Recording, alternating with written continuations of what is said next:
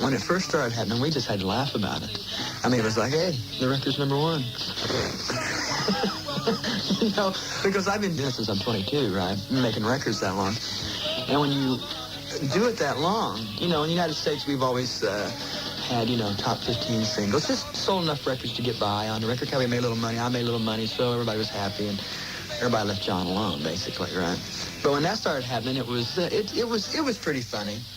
But the pressures are a lot different. I mean, and the thing I found out in the last 3 years is how shallow it all really is, you know. And I used to always think that if you're doing this for fortune and fame, it's probably a bad idea. And of course, all my misgivings turned out to be true. So, because when you first sign with the record company, they don't really care about you too much. And then all of a sudden, it's like, oh, I was playing your records when they first came out, and I was always behind you. And it's like, yeah, right. And the other side of the coin is, too, is they always have their suggestions what you should do. No pressure, John, but you really got to follow this record up, you know. No pressure, John. Oh, all right, no pressure. Well, you could talk to me about it.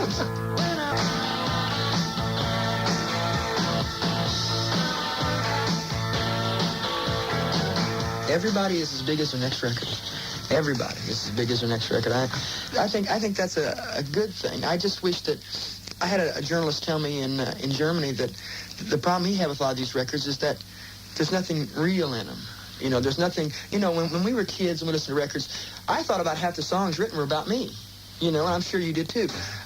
A lot of these songs are out now, I don't see that. I don't feel that. I don't think that they're written about me or about anything in particular other than, you know, a haircut or a style. And I think that's very important that that somehow that gets back into the music. The fact that they don't have a song. And let's face it, I mean, for me, for my, you know, when I buy a record, I want to have somebody speak to me, you know, speak to me, talk to me. But on the other hand, you know, to be fair, I think it's good in a way because I got a 13-year-old daughter who loves all these bands. I mean, I cannot believe all the English bands, the records that she's got. Amazing. Bands I've never even heard of, you know. And she said, have you heard this, Dad? Have you heard it? And I'm proud to say I've never walked in a room and say, turn it down yet. Scarecrow, there's an introduction written by John Cougar Mellencamp's friend George Green. The highway between John's house and the studio where these songs were recorded cuts through a stretch of Indiana where the land is fertile and full of growth. It is from this land and its people that these songs are born. In just a minute, we'll take a ride down that highway and meet some of those people off the record.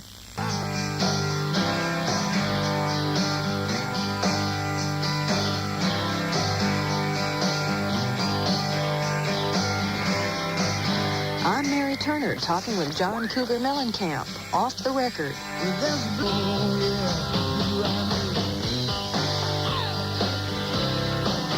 You're in a very unique position to be, or you've made yourself remain in that unique position by not moving away from Indiana.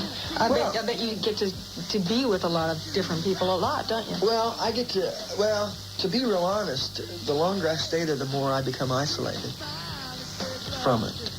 Because they don't treat me the way they did 3 years ago, right? 4 years ago. In the last 4 or 5 years, things have changed drastically for me. It's hard for me to deal with. I mean, people don't understand that, you know. They automatically, you know, think, well, everything's hooping and hollering and sweet whiskey, and, you know, but that's not the way it is.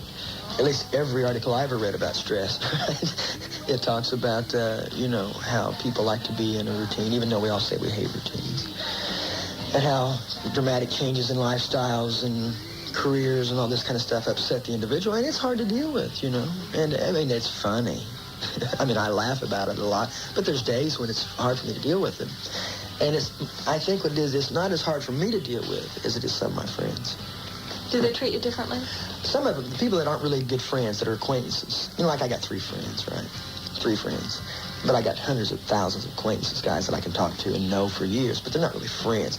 My friends, you know, my 3 or 4 friends, it doesn't bother me. It's the same old deal, right? But these other people who I see, you know, this week and then won't see them until a month and a half and a week later, it's a different deal, you know. And Leonard Skinner wrote a song one time. He says, listen, if you want to talk about the business, you know, let's just don't even talk, you know. Don't ask me no questions. I won't tell you no lies. I won't tell you no lies. That's right. Because people don't understand what I do out here. I mean, it's particularly in the rock and roll community. I think they think what I do is silly.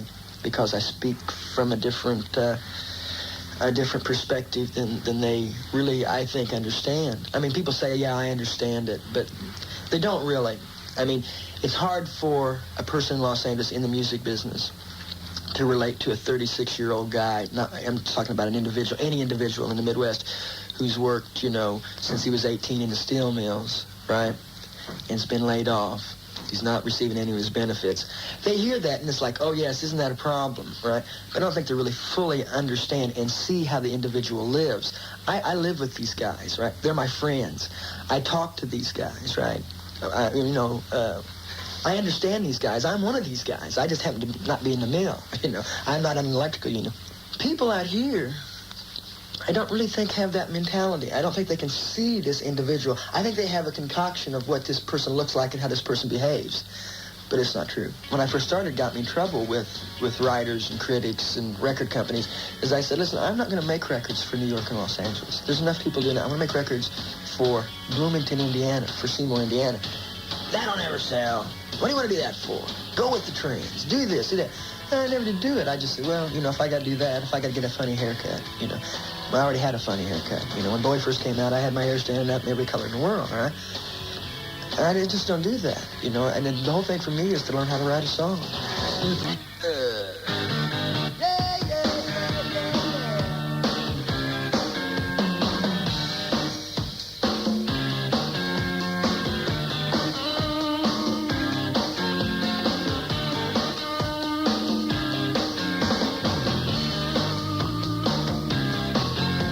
We're back with John Cougar Mellencamp, off the record.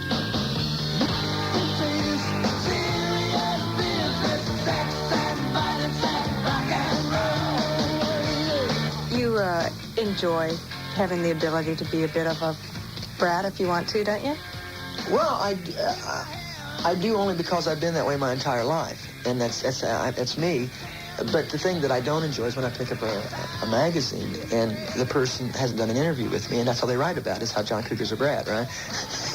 And it's like somebody's reading this and believing it, And people need something to write about if they've got an assignment or something, and I'm boring enough the way it is, so they got to make up something, or they got to go with the story, and the story's always been John Cougar's a brat, so that they always write about it, and they always research and get half the story, and then they write about it. And, I really don't do a lot of interviews anymore, because first, I don't like what I say usually.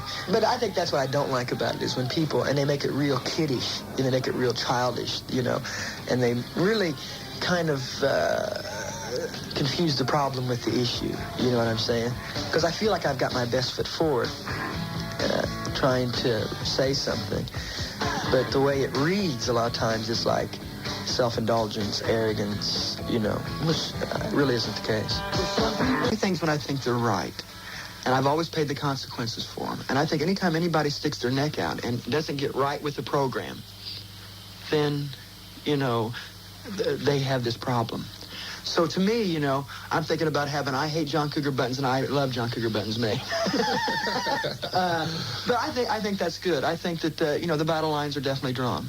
There are people who hate what I stand for, and there's people who rally behind what I stand for. And I think that the people who rally behind what I stand for in the United States, they are people who are not frivolous buyers, and it doesn't mean that when I'm making my next record, I feel like I've got a base, people who are going to buy my records just to see how I am, and I think that that's good, and I think that's positive. What do record company executives think of you? You must have some very interesting meetings. They either laugh at me, or else I'm a very dangerous person to them. One of the two. It's got to be one of the two. Either they think, who is this dumb kid think he's trying to talk to like this, and how what makes him think he knows any more than anybody else? I don't, but I've been doing this 10 years, and I kept my eyes open. And then, it's also, I think they look at me basically as dangerous because ultimately and finally, they know I don't care. And they know that if somebody said to me, John, you can have hit records for the rest of your life if you give up your family and friends, I would say, see you with the hit records. And I don't care about their contracts, and I don't care about, you got a deadline? Hey, what you can do with that deadline? I don't care about that stuff. I'm not being difficult, but the most important thing in my life is for John to be happy. Ultimately and finally, it's for John and his family to be happy. And when these people make me unhappy, well then, you know, I mean, I'll do things that I'll play ball with them, right? You know, I'm coming here and I'm doing TV shows, right? You know, MTV, and videos are a different thing. But to come and be on some TV show, I think is not good. I mean, it was, they're usually very condescending to the rock and roll artist anyway. You know, it's like, oh yeah, so it's not, so, but I'm playing ball with them, and I'll play ball with them, and if they say, if you do this, this is going to happen. But as soon as I see that this doesn't happen, okay, fine. I gave you your shot, I was here, I did what you want me to. Now, let's do things the way I want to do them. John Cougar Mellencamp, Off the Record with Mary Turner. This special program was written and produced by Marcia Richardson. Production and engineering by Bill Levy. Off the Record with Mary Turner is a presentation of the Westwood One Radio Network. Executive producer, Norm Pattis.